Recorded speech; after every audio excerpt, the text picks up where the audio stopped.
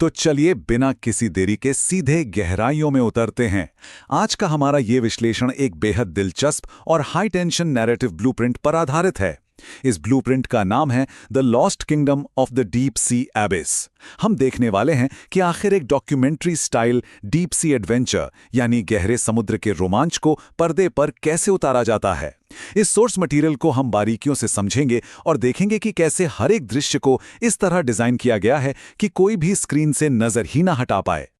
यहाँ सीधे एक्शन की बात की गई है। ध्यान दीजिए इस लाइन पर, रहस्यमयी बैकग्राउंड म्यूजिक जो सस्पेंस पैदा करता है। ये एक मास्टर स्ट्रोक है। शुरुआत से ही ऑडियो और विजुअल संकेतों का इतना बेहतरीन इस्तेमाल किया गया है कि माहौल में एक अजीब सा तनाव बन जाता है। और यही तो एक अच्छी थ्रिलर की जान होती है ना। पहला हिस्सा है तूफानी सतह की शुरुआत। अब यहाँ एक जबरदस्त सिनेमैटिक कॉन्ट्रास्ट दिखाया गया है।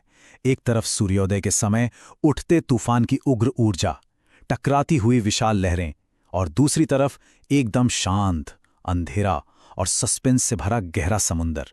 ये कॉन्ट्रास्ट मानसिक रूप से उस सफर के लिए तैयार करता है जो सतह से बहुत बहुत नीचे जाने वाला है। एकदम रोंगटे खड़े कर देने वाला अनुभव। किसी भी फैंटेसी को सच्चा फील कराने के लिए उसमें रियलिज्म डालना बहुत जरूरी होता है।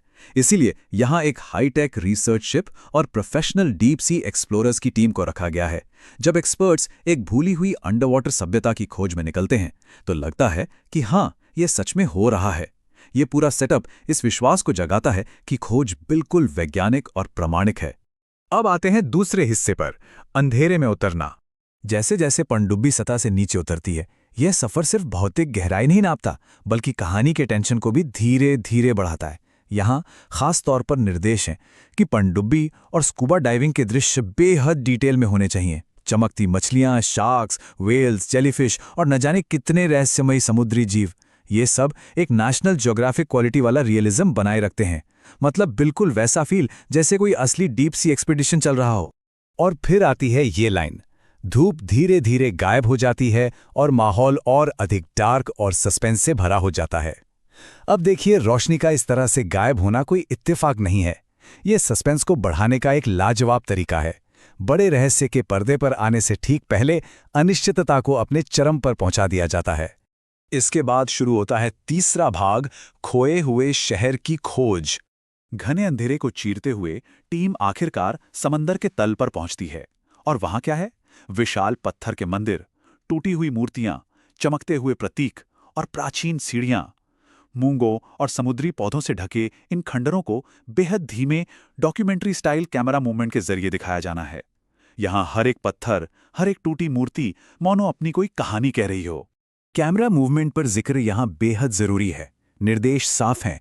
सिनेमैटिक कैमरा शॉट्स बिल्कुल धीरे धीरे चलने चाहिए, किसी असली डॉक्यूमेंट्री की तरह। ये इसलिए ताकि स्क्रीन पर चल रहे 4K रेजोल्यूशन वाले उन डिटेल्ड विजुअल्स को पूरी तरह से एब्जॉर्ब किया जा सके। हजारों सालों से पानी के नीचे छिपे इस शहर की शांति और खालीपन को महसूस करना बहुत जरूरी है। चलिए अब चौथे हिस्से की तरफ बढ़ते हैं, प्राचीन खंडरों का जागना। यहाँ से कहानी में एक चेन रिएक्शन शुरू होती है। ध्यान दीजिएगा, सबसे पहले एक एक्सप्लोरर को मंदिर में एक रहस्यमयी चमकता हुआ क्रिस्टल मिलता है। फिर अचानक पूरे शहर में लाइटें नीले रंग में चमकने लगती हैं। प्राचीन दरवाजे अपने आप खुलने लगते हैं, विशाल मूर्तियां जाग उठती हैं और पानी में अजीब सी ऊर्जा तरंगें घूमने लगती हैं। एक मुर्दा और अंधेरा शहर पल भर में जगमगाता हुआ एक काइनेटिक एनवायरनमेंट बन जाता है। कहानी सिर्फ देखने से सीधे एक्शन मोड में आ जाती है। रोशनी और ऊर्जा का ये अचानक बदलाव इस पूरी कहानी का सबसे बड़ा इमोशनल पीक है। सोचिए, पूरी की पूरी खोई हुई सभ्यता अचानक सामने आ जाती है। ये वो पल है जब खोजकर्ताओं का आश्चर्य और उत्साह अपने सबसे ऊंचे स्तर पर होता है। उन्हें आखिरकार वो मिल गया जिसकी उन्हें तलाश थी, और वो भी उसकी पूरी भव्यता के साथ। लेकिन ये खुशी ज्यादा देर नहीं टिकती। आता है पांचवां भाग, भूकंप और बचाव। वो कहते हैं ना, चमत्कार अक्सर खतरा भी साथ लाते हैं। खुशी और विस्मय बहुत जल्दी खौफ में बदल जाते हैं। एक भयानक अंडरवाटर भूकंप शुरू हो जाता है। शहर ढहने लगता है, शार्कें घबराने लगती हैं और हर तरफ विशाल पत्थर गिरने लगते हैं। यहाँ घबराए हुए समुद्री जीवों को दिखाना एक मास्टर स्ट्रोक है, क्योंकि ये ऐसी काल्पनिक आपदा में भी रियलिस्टिक ओशन फिजिक्स को बनाए रखता है। ये प्राचीन वातावरण अब एक हथियार की तरह टीम के खिलाफ हो गया है। इस तबाही को और असली बनाने के लिए सिनेमैटिक कैमरा शेक्स का जिक्र है। विजुअल स्टोरी टेलर जानबूझकर यहाँ कैमरे को हिलने देता है। इससे होता यह है कि जब एक्सप्लोरर्स अपनी पनडुब्बी की तरफ जान बचाकर भाग रहे होते हैं तो उनकी घबराहट और हड़बड़ी का सीधा असर महसूस होता है। ये टेक्निक सच में एड्रेनलिन को एकदम से बढ़ा देती है। और अब आते हैं कहानी के आखिरी हिस्से पर, छठा भाग, सिनेमैटिक अंत। बचाव का ये सफर कहानी को एक पूरा चक्कर, एक फुल सर्कल प्रदान करता है। इस टाइमलाइन को जरा ध्यान से देखिए, ये पेसिंग की एक मास्टर क्लास है।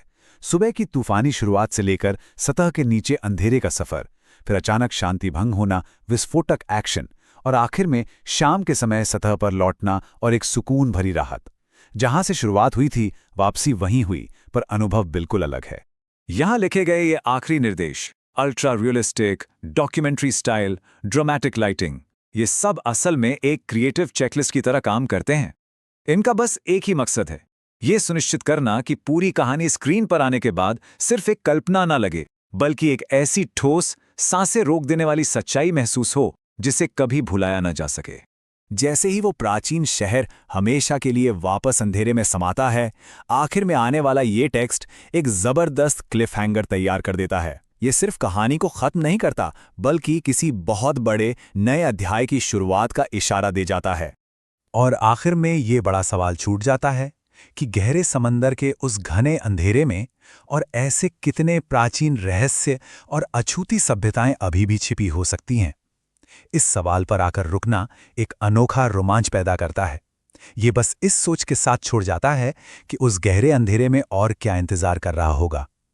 और इसी विचार के साथ हमारा आज का ये विश्लेषण यहीं समाप्त होता है।